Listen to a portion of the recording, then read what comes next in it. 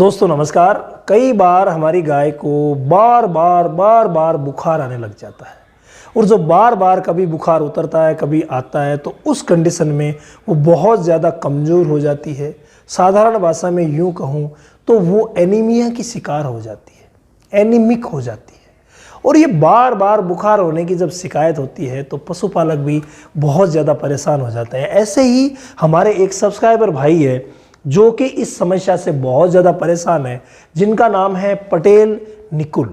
और पटेल निकुल जी लिखते हैं, सर बार बार फीवर आ रहा है, मेरी गाय को ऐसा हो रहा है सर, मेरी फैमिली बहुत ज़्यादा परेशान है। डिवॉर्मिंग उन्होंने करवा दी है, मिनरल मिक्सचर देखिए जो इन्होंने काम किए हैं, डिवॉर्मिंग उन्होंने करवा दी है ये, और मिनरल मिक्सचर यानी मिनरल पाउडर वो लगातार दे रहे हैं। इसके अलावा लेकिन कराया लेकिन कोई भी फायदा नहीं हुआ। डॉक्टर से उन्होंने जूबियोन इंजेक्शन भी लगवा दिया है, जूबियोन इंजेक्शन जो कि थाइलेरिया के लिए आता है, बुपारवैक्यून वाला, तो वो भी उन्होंने लगवा दिया है। इसके बावजूद आराम नहीं मिला है। तो देखिए निकुल जी, आपकी गाय को जो प्रॉब्लम है वो क्लियर लग रहा है कि उसे प्रोटोजोआ इन्फेक्शन है, प्रोटोजोआ इन्फेक्शन। तो नंबर 1 जो कारण हो सकता है वो हो सकता है प्रोटोजोआ इन्फेक्शन। अब ये जो प्रोटोजोआ इन्फेक्शन को मानते हुए ही आपके पशु चिकित्सक ने जूबियोन इंजेक्शन लगाया है, लेकिन जूबियोन सिर्फ थाइलेरिया के लिए काम करेगा। आप पहले ब्लड की जांच करवाएं। अगर ब्लड की जांच की सुविधा है तो बहुत ही अच्छा रहेगा, क्लियर हमें पता चल जाएगा कि इसको एनाप्लाज्मोसिस है, बबेसियोसिस है। यहाँ पर जो शंका है वो एनाप्लाज्मोसिस और बबेसियोसिस इन दो की ज़्यादा लग रही है, क्योंकि रिकरेंट फीवर जब आ रहा है और कोई खास लक्षण आपको नज़र नहीं आ रहे हैं, उस कंडीशन में हो सकता है कि एनाप्लाज्मा हो।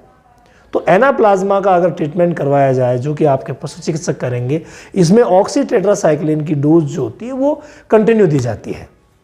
इसके अलावा आपने डिवॉर्मिंग करवा ही ली है, और बाकी पशुओं में अगर कोई प्रॉब्लम नहीं है, कई बार वायरल बीमारी में भी ऐसा होता है, लेकिन बाकी पशुओं में अगर वायरल बीमारी होती तो बाकी पशुओं में भी असर दिखता। अगर बाकी पशुओं में असर नहीं है, सिर्फ आपकी भैंस में ही आपकी गाय में ही प्रॉब्लम है, एक में ही, तो ज़रूर ध्यान दें, प्रोटोजोआ की आप जांच करवाएं, और जांच करवाने के बाद जो प्रोटोजोआ निकलता है उसका आप ट्रीटमेंट करें।